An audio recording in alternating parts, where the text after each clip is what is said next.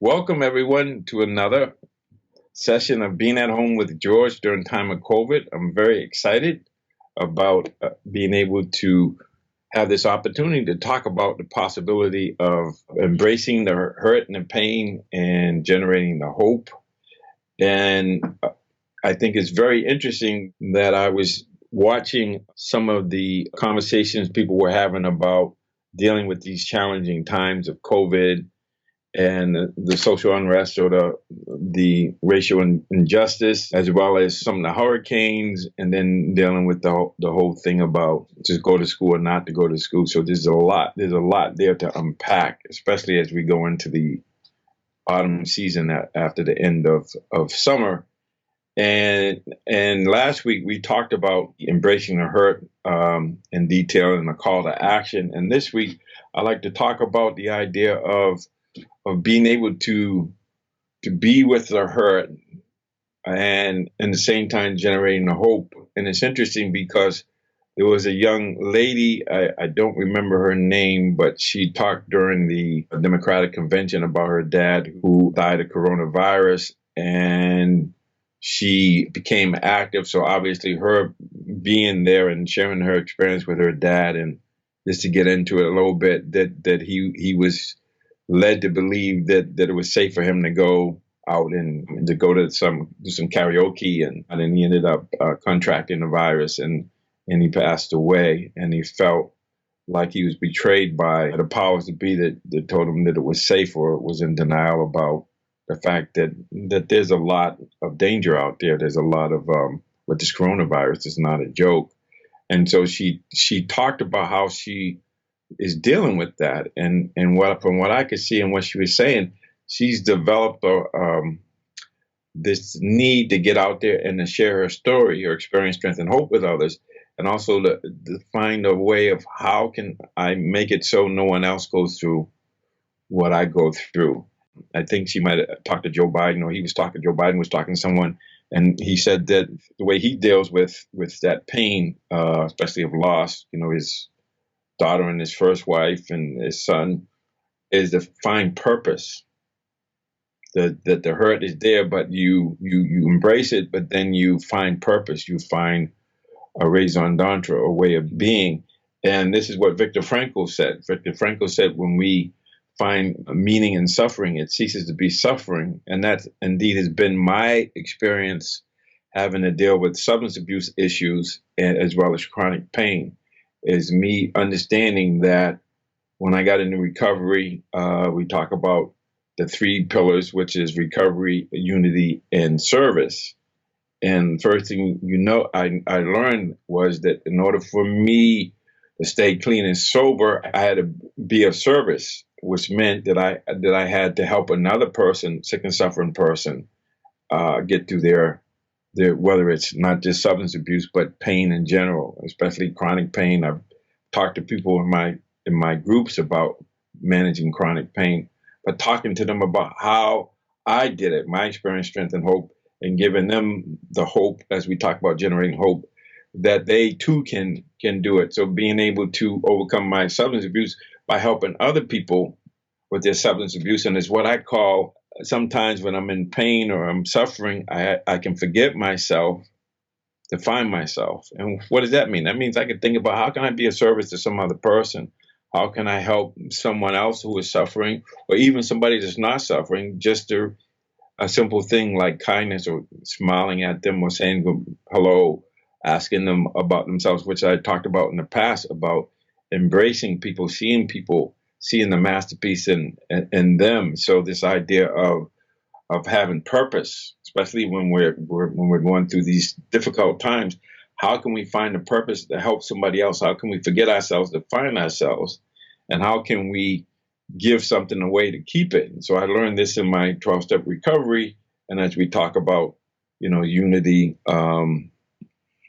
of recovery and service, and it reminds me, even in the teachings of the Buddha, where he talks about the triple gem of the Buddha, which means that we have Buddha nature, Christ consciousness, or what I call a masterpiece within. We all start off with that, and we have this ability there's teachings or there's ways of being, and there might even be commandments, whatever you want to call them, but there's principles, basically principles that we can live by that align us with health and healing. So it's a time for healing, and part of that healing is what is being able to embrace the hurt and at the same time a call to action and to do something to make things better for ourselves and for other people.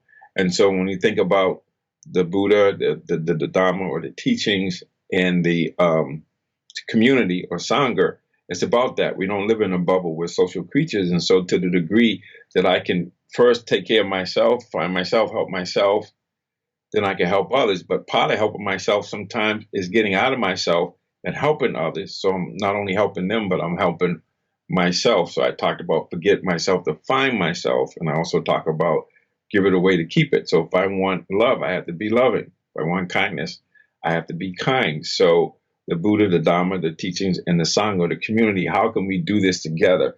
How can we get beyond the illusion of separateness so we're relating to each other as if we're relating to ourselves?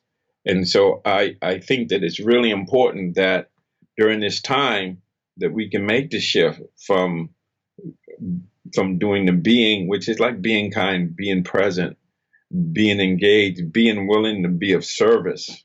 And I think that's the huge part of it, is getting out of ourselves. I was talking to my friend Joseph, and we were talking about, he was talking to one of his neighbors, and his neighbor is on the other political side of the aisle, and he's talking about he's going to vote for Trump because he didn't like the other guy or whatever. And as we talked, he was saying that Trump was tough, and so we just having a conversation, and I said, well, why don't you tell him that, okay, here's some things he did that reflect he's not tough. So if we're talking about, these bounties on U.S. soldiers, he wasn't tough enough to go to Putin and say, knock it off. This election and what we're really talking about in this time of healing has to do with not the personalities, but the principles and the Constitution, the commandments, the things that are conducive to healing and harmony. And so when we talk about this idea of voting for somebody and making somebody wrong or being divisive, how can we be inclusive and just talk about, okay, so what do we stand for?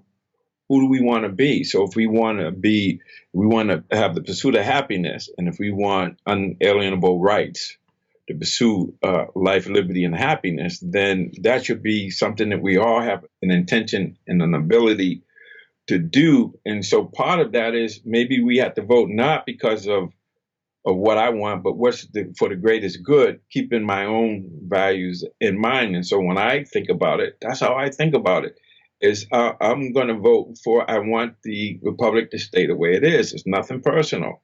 It's just that, we can't continue. A house divided will not stand. And so we have to figure out how to be together. And that means that I may have to vote against something because I'm voting for the greater good. And some people might see it the other way, where it's the greatest good. But I think if we know the truth will set us free, and see that there's 186,000 people dead, and there's over 6 million people that have coronavirus or have had contact with it. So we have to look at that and say, how do we make sure that number doesn't get any bigger? So that means maybe part of my service is wearing a mask. Maybe part of my service is, like today I was in Whole Foods, and the young lady she didn't really understand. She was really close, and I said, excuse me, you got to keep 6 feet. And her mother said, thank you. And they just got there.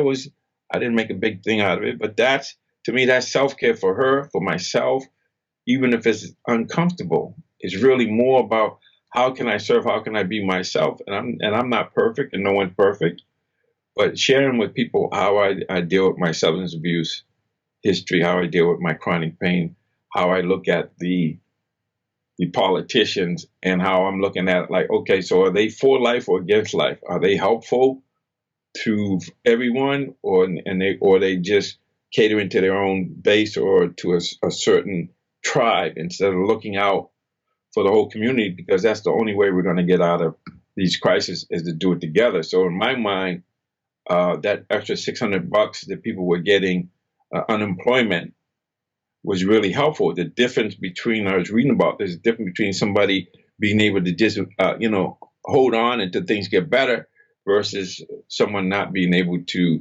sustain a lifestyle that provides food, clothing, and shelter. And so when I think about people who are willing to give trillions of dollars to the stock market and it's doing great, Wall Street not do anything for Main Street, us on Main Street, we have to say, okay, those people are not worthy of our votes. Doesn't really matter. It's if they can go away and spend 100-something days and not even deal with it and say it's not an issue, or we don't care about cities and towns, or whatever it is. I think it's not Democrat, Republican, conservative, liberal. It's about the pursuit of life, liberty, and happiness, and being a service. Saying, how can we bubble up? How can we help everybody? Because when we do that, it helps the economy.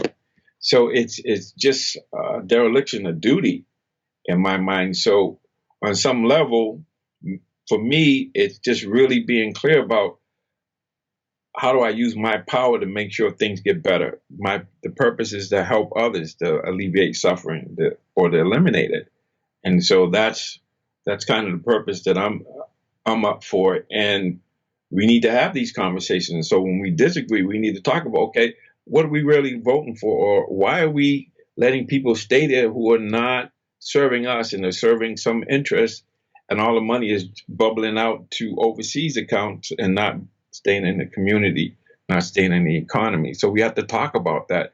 And we can agree to disagree, but we have to be agreeable and at least honor each other. And so that's one purpose that we could find in this time, is how do we make peace, or how do we get to the place, how are we going to go together and get out of this divisiveness, and people who are dividing us or people who are ignoring us, they're not worthy of our votes. They're not worthy of our attention, but we have the right to vote, and we have to use it even though people are trying to take it away from us. So collectively, we need to stand for each other and realize that a house not divided against itself can stand.